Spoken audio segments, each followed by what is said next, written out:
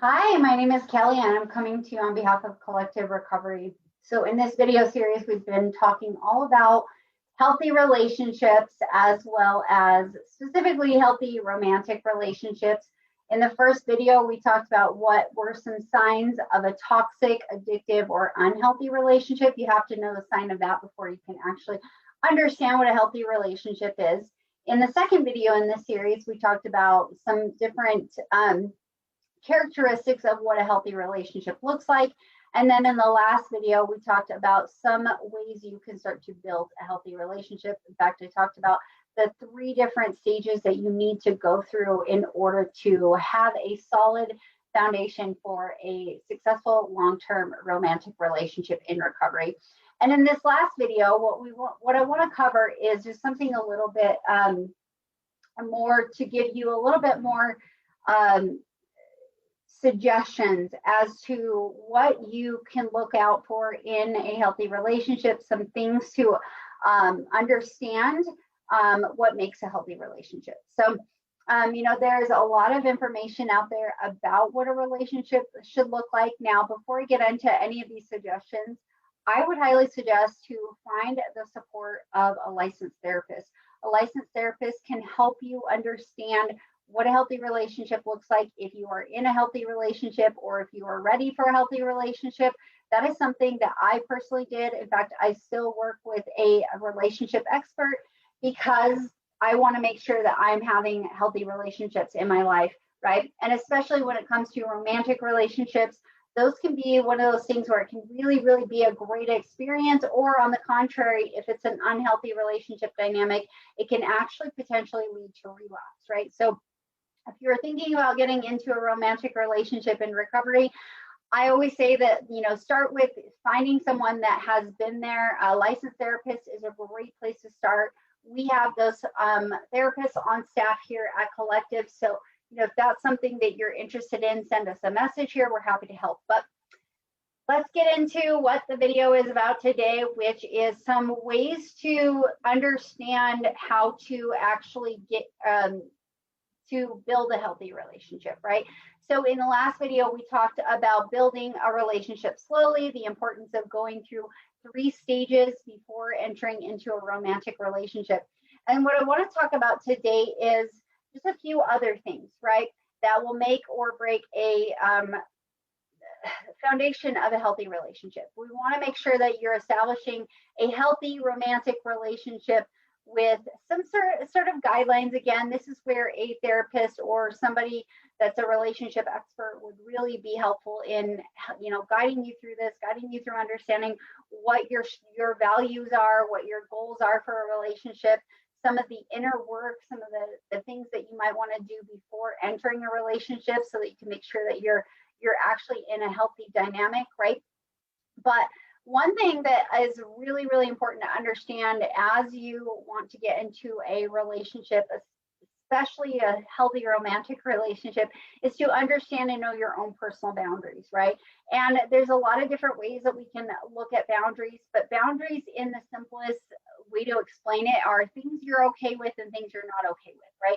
And there are different ways to look at boundaries. There's going to be some things around, boundaries around your physical space, around your body, even around your privacy.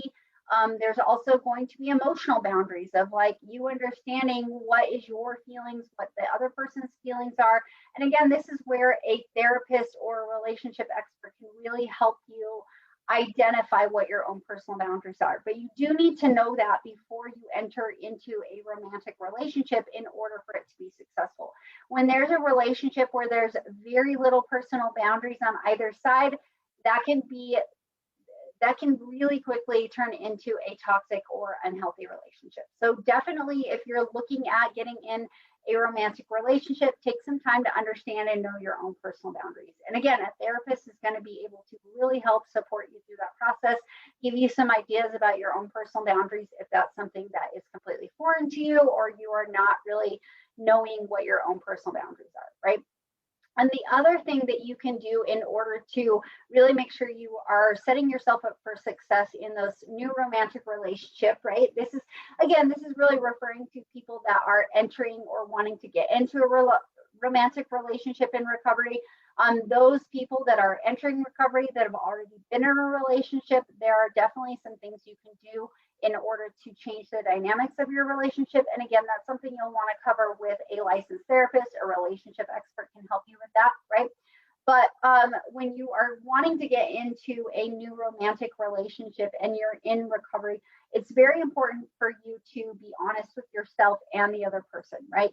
Be honest about where you're at emotionally, where you're at physically in your life, some of the things that you want in your experience, you want in your life, right? It's really important to be honest up front. And first, of course, that means you have to be willing to be honest with yourself. You have to be willing to look within and decide, what do I truly want? What are the things that I know, are maybe potential roadblocks to a healthy relationship? What are the things that I still need to work on? Really just getting a good understanding of yourself and understanding what your assets are, things that you bring to the table, and your liabilities. What are the shortcomings that might come up as a result of a relationship, right?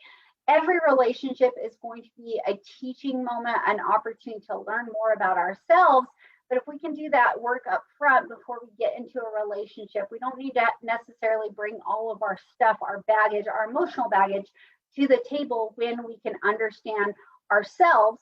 But that requires honesty, right? That requires being honest with ourselves. And then when getting into a romantic relationship, right? As I talked about yesterday in the previous video, really taking time to go through each stage of a relationship, the superficial stage, as well as the companionship stage and the friendship stage, in order to really be honest with another person of this is who I am, and this is what I'm looking for in a relationship, right?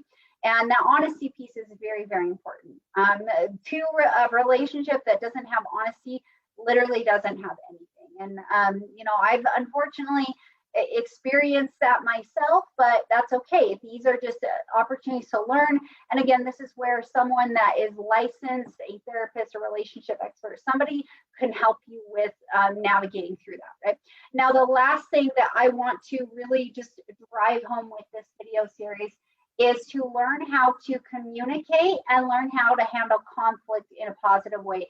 This is going to really depend on how you learned how to manage conflict, how you learn to communicate, especially in your early childhood years.